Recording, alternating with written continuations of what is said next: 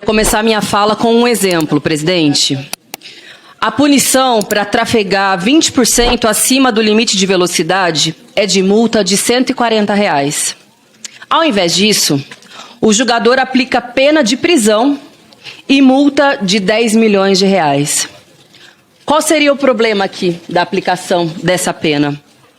Aqui não é um problema de dosimetria, mas sim de vício formal, o que torna a decisão nula, porque a pena aplicada não tem previsão legal para aquela conduta específica. E o julgador aplicou a pena que ele quis, ainda que a legislação brasileira indique outra coisa. É exatamente a mesma conduta que foi aplicada no Conselho de Ética com relação ao deputado Glauber Braga. Porque o relator, ele aplicou a pena que ele quis, não aquilo que o Código de Ética determina. E aqui nós podemos ser criativos, nós podemos em alguns momentos sermos vingativos, nós podemos ser injustos, mas sempre nós temos que seguir aquilo que diz o nosso Código de Ética. E no que diz respeito, senhoras e senhores, à agressão física, não se trata de escolher qual é a pena, portanto não se trata de dosimetria. O Código de Ética, ele é taxativo. Vou ler para vossas excelências. A censura escrita será aplicada pela mesa por provocação do ofendido nos casos de incidência nas condutas previstas no inciso 3 do artigo 5º. E o que diz o inciso 3 do artigo 5º? Praticar ofensas físicas ou morais na dependências da Câmara. O nobre relator do Conselho de Ética utilizou o artigo 4º, distorcendo aquilo que está taxativo no nosso Código de Ética. E, nobre relator, com todo respeito à vossa excelência, o seu relatório se omitiu diante disso.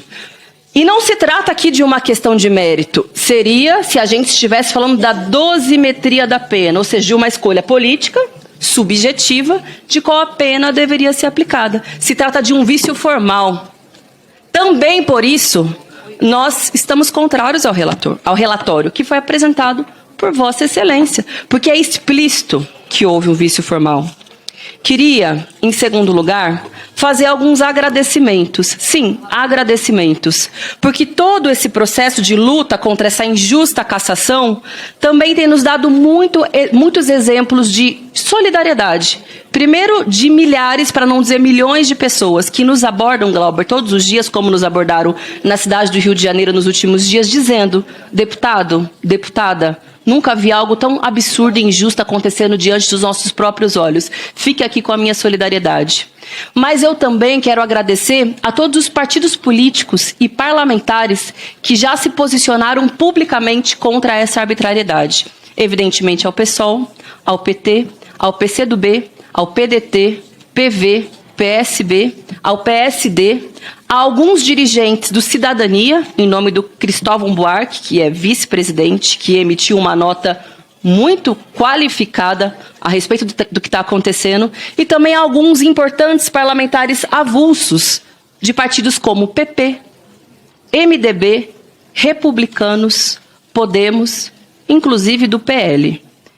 Todos eles nos abordam todos os dias para dizer que estão contra a cassação, porque é injusta, porque não se caça deputado por ter reagido a uma provocação à própria mãe e porque isso pode abrir um precedente gravíssimo para os demais parlamentares. Muitos desses que nos abordaram, dessas siglas que nos abordaram, não gostam do PSOL, não gostam do Glauber, não concordam com o Glauber, mas não é isso o que deve mover o voto diante de um Conselho de Ética.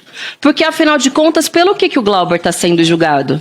Ele está sendo julgado porque alguns não gostam dele, porque alguns o consideram chato, porque alguns não gostam das suas posições, ou supostamente por ter agredido uma pessoa que veio aqui à Câmara para ofender a mãe dele?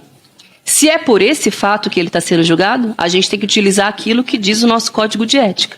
Se querem dar um outro julgamento, que mudem o Código de Ética anteriormente, para poder aplicar essa pena distorcida que seria a da cassação.